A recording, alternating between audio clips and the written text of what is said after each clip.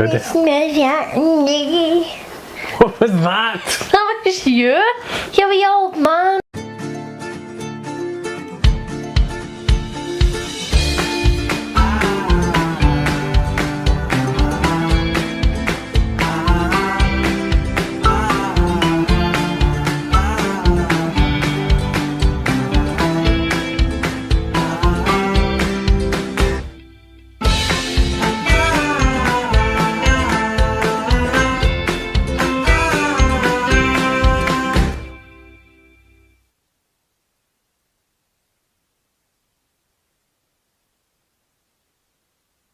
Let's move your knee. That's how you talk. I just asked you to move your knee. You are lying. What of this? And there was no hope of anybody else getting into shot. You think I'm on the sofa? You big fat knee. I didn't say that. Pretty much that. Yo ho ho and a bottle of YouTube. Welcome to BookTube with Simon and Amy. And today we are doing the pain over joy tag. And let me tell you, this tag has been a pain. Yes, we have been tagged by the marvellous Jessica at Lady Lovestead. Welcome to the Lovestead. So she created this tag, and there's been some good answers already. And this is our answers. We're ready to do it now. Always nice to be tagged by the creator. It's just lovely to know that she was sitting thinking about pain, and immediately who sprung to her mind but you. Nah, see, I like to think you're the pain and I'm the joy. I feel like I read a mix of books. I feel like there are some books that are just... If you're not sure which you prefer, I have something that can help. Right. Strong mints. Amy doesn't like strong mints. She thinks they're too strong. Why don't you have a mint while you tell us your thoughts? Actually, two. Oh no, I can't do two, my mouth will fall. They won't fall off. You've just become immune to the effects of one. Have two, there you go. Thanks. I'll have one as well, don't worry. I bet you like them. You don't like them? You don't like them?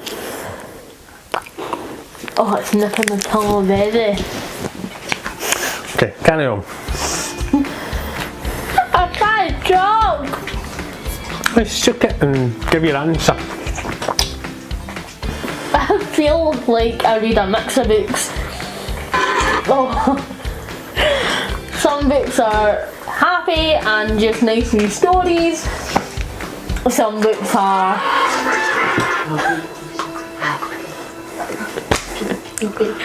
Why have you done that? Pain.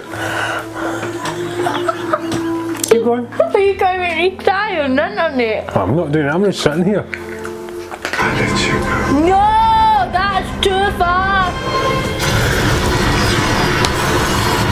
You have to kill me. No, Clem! Simon, I can't cope with you. You're horrible to me. Actually horrible to me. No, hold on. I think maybe everything I consume just as pain. I just read books about pain. And why? I don't know. I feel like... You've all this time to think about the tag and that's what you can rustle up. I'm thinking as we do it. I feel like... Oh, these mints are horrible and burning me, but... Because I look for emotional connection with a character in a book, for me it's easier to empathise with somebody if they're going through a hard time to when they're going through a good time. Maybe because I've never experienced joy in my life. Oh, I hate that important. So I think it's an easy one. I only read books that have some element of pain, because without some element of pain there's no story. So, if it's a murder mystery, somebody's been killed. Pain. If it's a fantasy, they've got to save the world and endure all sorts of pain in order to do it. Like, you need some sort of pain in order to have some sort of conflict. which is what generates the story. A book with no pain is a book with no story. It is boring. Pain, on the other hand, makes me happy. Doesn't it make me happy? No. How's your mint? Rotten. And I've just had to watch Peter Capaldi regenerate like 5 times and it broke me. Got it.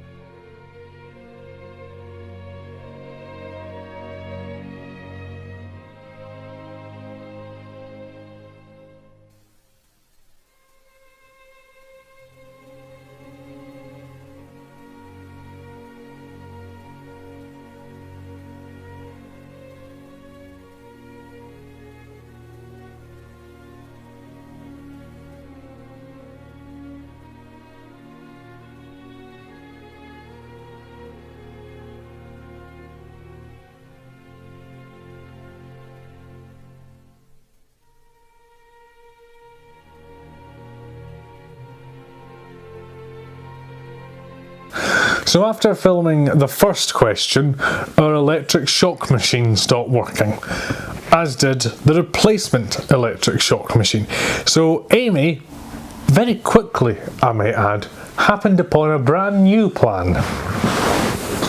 Waxing my legs while we answered the questions.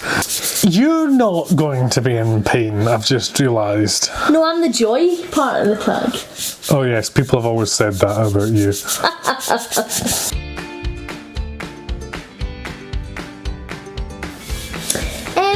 No, I don't think so. I think that it doesn't really matter what the content, no, the subject matter of the book is, as long as the content's good. Oh. You ready?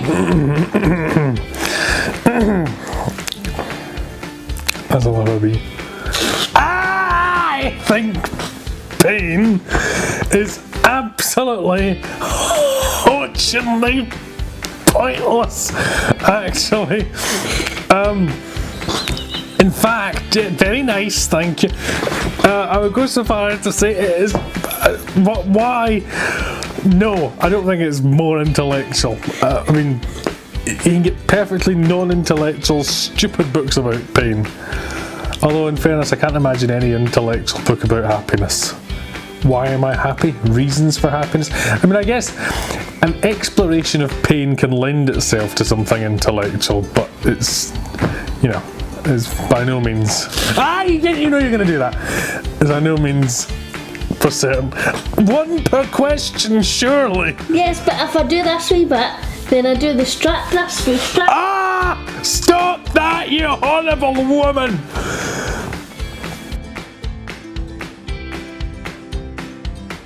I think, to be honest, people will maybe see more value in a book if it lends itself to teach them about someone else's experience. And often I find it's easier to convey somebody's experience in pain than it is in happiness.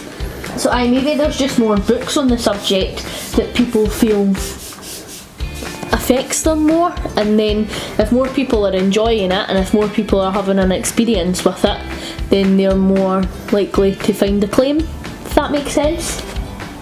Well, just go back to my previous comment. Not yet. I'll just go back to my previous comment about books about happy people don't have a plot. You need something awful to happen to actually have a story to tell. That's part of the reason. And I would say the other part of the reason is, like, all of these award type people, the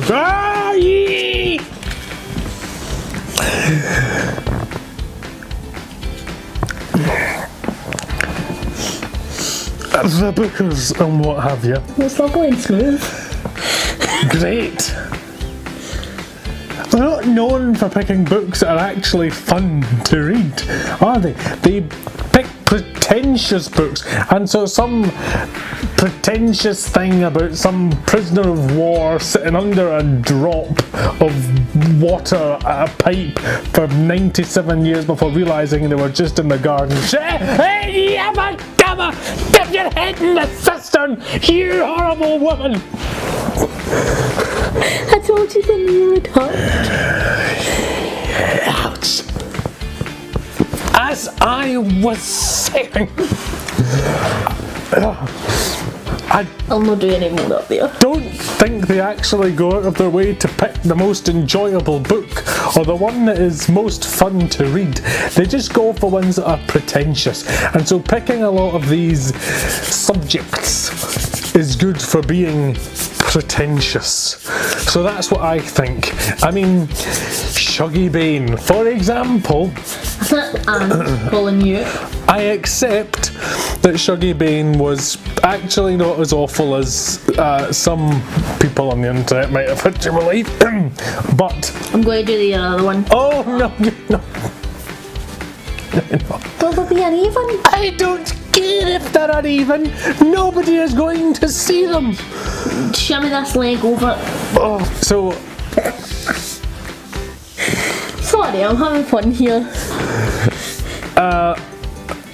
did it have to be quite so bleak to be good?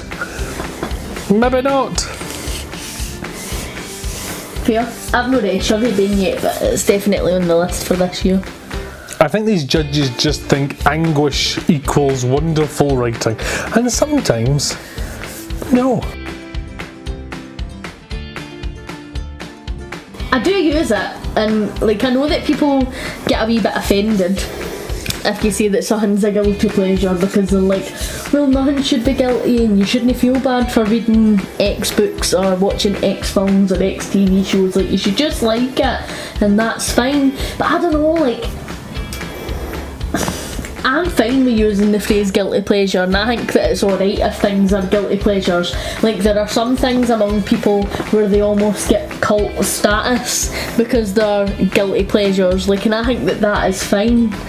Like I'm grand with the term, but I mean I've never wrote a book or made a film where people have referred to it as a guilty pleasure.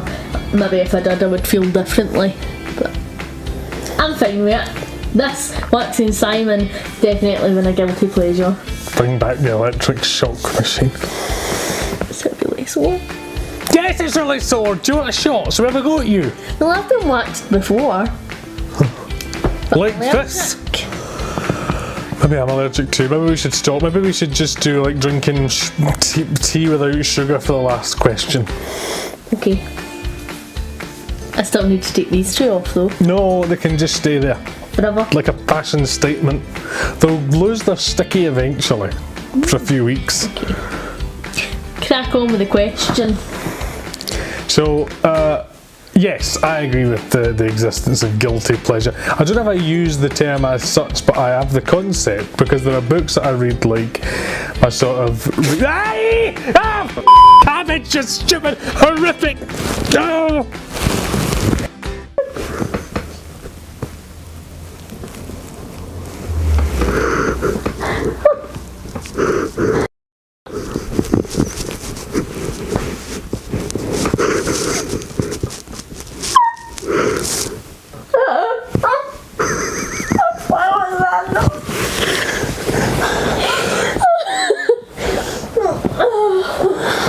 Do you want a drink of my gin?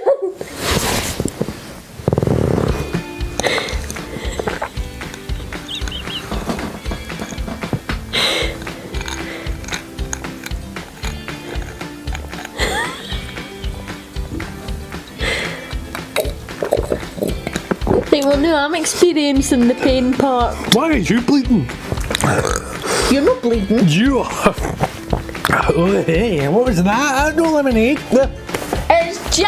Ah, thank God, I needed it. I like gin. I offered you gin. Yes, so I've got books like my rebuses and my sort of police procedurals that are, they're like the junk food of books. Like I just have a wee binge on the... You nervous? I just have a wee binge on these kind of rebuses and things. Like they're just easy to digest and kind of, they don't take a lot of thought or a lot of emotional investment, and that's probably the thing. Like if it's a standalone, you really invest in the character and in the story, whereas these ones, they don't take a huge amount of investment. They just are. It's like the equivalent of having a packet of crisps in between meals, so I guess they are, to that extent, a guilty pleasure.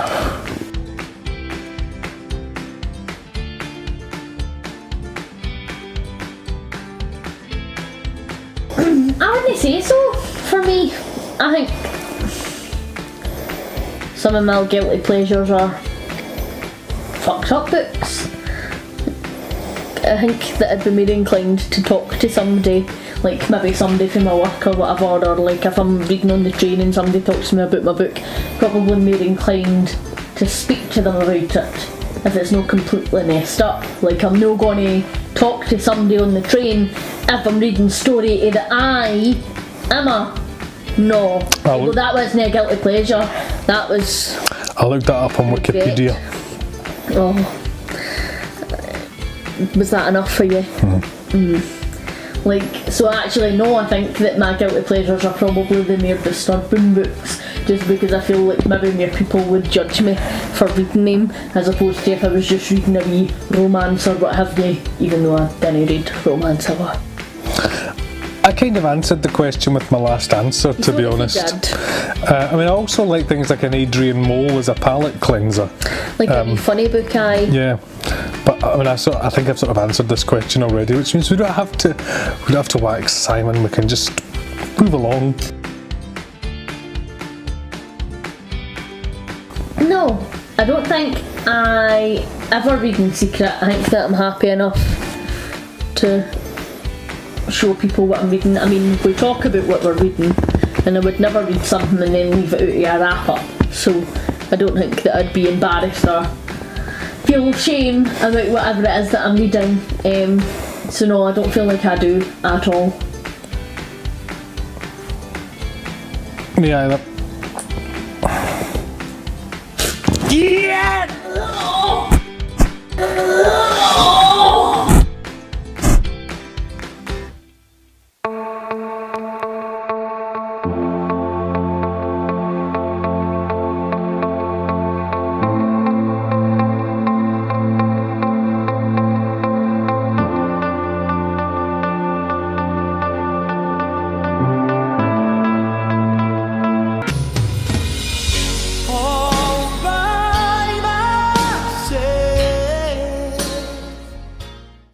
This is the life. So no, I do not hide books that I read. Nothing embarrasses me. The last 15 months or whatever haven't proven that. Nothing will. I'll admit to reading Elf. I'll admit to reading 50 Shades of Grey, even though I hated it as previously discussed. I'll admit to reading young adult fiction. I read, for instance, the terrific Lunar Chronicles every year at Christmas time. Remember what we'd expect from a manly, Scottish literary critic such as myself. Yes, I much prefer happiness sometimes. Thanks for watching. It's been a scream.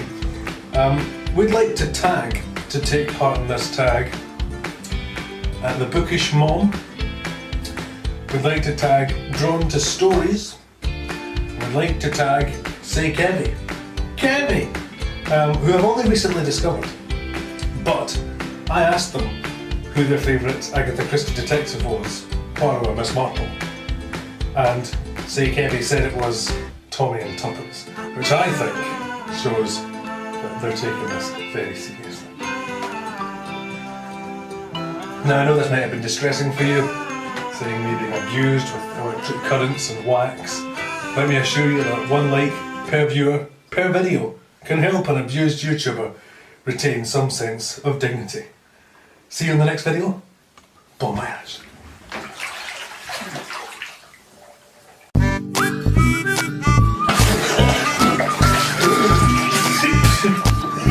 Stop filming! That was very nearly no PG.